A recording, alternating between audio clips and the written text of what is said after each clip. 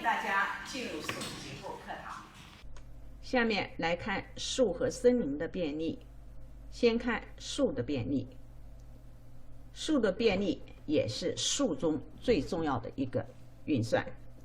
这里的便利，它的含义和二叉数的便利含义是完全一样的，就是要把数中的每个节点都访问，并且只访问一次。数是非线性结构，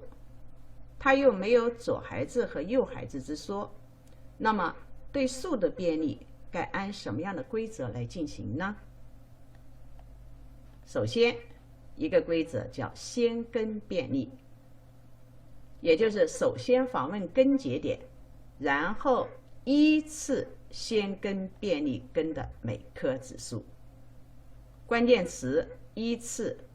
第二先根便利，也就对每颗指数都要采用先根后指数的这样的顺序，这是先根便利。还有一个后根便利次序，它是依次后根便利完每颗指数，最后访问根节点。注意，也是依次，也就是说，对于每一个根都是从左往右依次去访问它的每一颗指数。关键对每一颗指数都要遵循先指数后根的这样的规则。还有一个层次便利，自上而下，从左到右依次访问数中的每个节点。下面我们主要看一看先根和后根。这里有一棵树，对它进行这三种便利，我们看看次序分别是怎么样子的。先看先根便利次序，这里的根是 A， 根据先根便利就始终要先根后指数，而且对每颗指数是从左往右依次来进行的。所以对这里先根便利的话，首先访问 A， 然后去便利它的第一颗指数，那么对这个指数仍然是先根后指数，但是 B 只有根没有指数，所以 A 然后到 B 访问完了就去访问 A 的第二颗指数，对这颗指数仍然遵循先根后指数，所以就是 C、D， 然后去便利 A 的第三颗指数 E， 所以先根便利的次序就是 A、B、C、D、E。 好，下面看它的后根便利次序。它的后根便利次序是应该依次把每一颗指数都访问完了，再去最后访问根节点。好，那么对于 A 的第一颗指数，现在走上来不能访问 A 了，要访问它的第一颗，便利它的第一颗指数，在这里就是 B， 然后去便利 A 的第二颗指数，对第二颗指数仍然遵循的是先指数后根，所以这地方就是 D， 然后到 C， 然后再到 E， 最后到 A， 所以它的后根便利次序就是 B、D、C、E、A。 层次便利就比较简单了，从上到下，从左到右，所以它的层次便利就是 A、B、C、E、D。 这是数的三种便利规则。下面我们再来看例子。这是一棵树，按我们前面介绍的三步数转换成二叉数的三部曲，兄弟之间加连线，保留最左孩，连线顺时针转45度，那我们得到了这样的一棵二叉树。现在大家一起考虑，对这棵树我们对它进行先根便利后根便利，我们分别会得出什么样的序列。先看先根便利，在这里 A 是根，所以走上来访问根节点 A， 然后去依次便利它的每颗指数，它有3颗指数，所以首先便利它的第一颗指数，然后对这颗指数仍然要遵循的是先根后指数，所以在这里 A 访问完了，就应该访问到 B， 然后 B 的指数 E、F， 然后再去访问 A 的第二颗指数，第二颗指数 C 和 G 这两个节点组成的。那么仍然遵循的是先根后指数，所以这两个节点的访问次序就应该先 C 然后 G， 然后去便利 A 的第三颗指数，根是 D， 所以它的便利次序就先根，然后依次是每颗指数 H、I、J。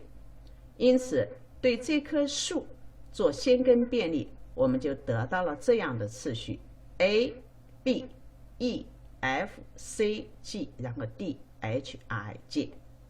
对它做后根便利，始终对每一颗指数都要遵循的是先指数后根的原则，所以它的便利次序就应该是 E、F、B。 第一颗指数处理完了，便利完了，再去第二个指数，仍然是先指数后根，所以 G、C， 然后第三个指数 H、I、J 到 D， 最后轮到根 A， 所以它就得到了这样的一个便利次序。好，这是这棵树的先根便利和后根便利次序。下面大家再来一起看一看这棵二叉树。这个二叉树是这棵树转换而得的。那么下面我们对这棵二叉树进行先序便利和中序便利，又分别会得出什么样的序列呢？二叉树的便利大家应该已经比较熟练了。那么所以我们先来看它的先序，遇到根访问，所以是 A， 然后到左指数遇到根访问 B， 然后往左走是 E， 再往左走边没有了，所以是 F， 然后去便利 B 的右指数，遇到根就访问 C， 然后往左 G， 再往右 D、H、I、J， 所以它的先序便利就是 A、B、E、F、C、G、D、H、I、J。 那么它的中序，再来看它的中序便利。它的中序便利是遇到根不能访问，要访问它的左指数，左指数全部便利完了才能轮到根节点。对每一个指数都要遵循这样的所谓的左根右。那么这样我们就得到了中序便利中第一个被访问到的这个 E 左支的末端节点，然后 E 往右 F， 这个两个节点访问完了，轮到了 B 根，然后在 B 的右指数，对这个右指数同样遵循的是左跟右，所以是 G、C， 然后轮到了这颗右指数，对这颗右指数仍然遵循的先左然后根然后右的原则，所以就是分别得到了 H、I、J， 然后再轮到 D， 最后再到这个根 A， 左指数全部便利完了才到根 A，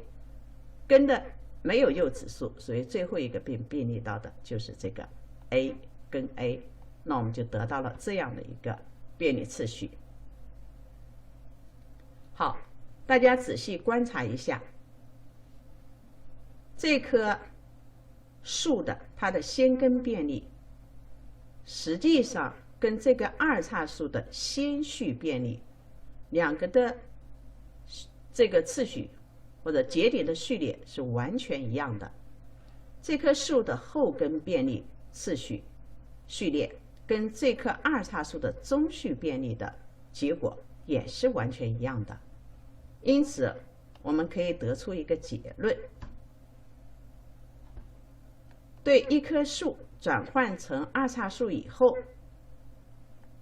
它们的便利关系，树的先根便利就对应着这棵二叉树的先序便利，这棵树的后根便利就对应的这棵二叉树的中序便利。注意这个对应关系非常重要，请大家记住。可以这么说，数这一章的内容是本课程的重点，而二叉数又是本章的重点，应该说是重中之重。就是因为二叉数本身有许多良好的性质和简单的存储表示，实际上更主要的还是对于任何一棵树都可以与二叉数相互转换，也就是任何一棵树都可以转换成二叉数，并且这棵树和转换得的二叉数有这样的运算的对应关系。所以通常在很多的问题处理中，是把复杂的数先转换成相对简单的二叉数来存储和处理，从而将复杂问题可以简单化。这是数的便利。下面我们再简单的看一下森林的便利。森林的便利首先也是先序便利，它是首先先根便利森林的每第一棵树，然后再去依次先根便利森林的其余每一棵树，把它连接起来串起来，就是森林的先序便利。那么森林的后序便利，它也是首先后根便利森林的第一棵树，然后再依次后根便利森林的其余每棵树，然后把得到的结果连接起来，就是整个森林的便利结果，后续便利结果。比如这3棵树组成的一个森林，对它的先序便利次序就是 A、B、C、D， 第一棵树的，第二棵树的 E、F， 第三个 G、H、I， 这样的一个结果。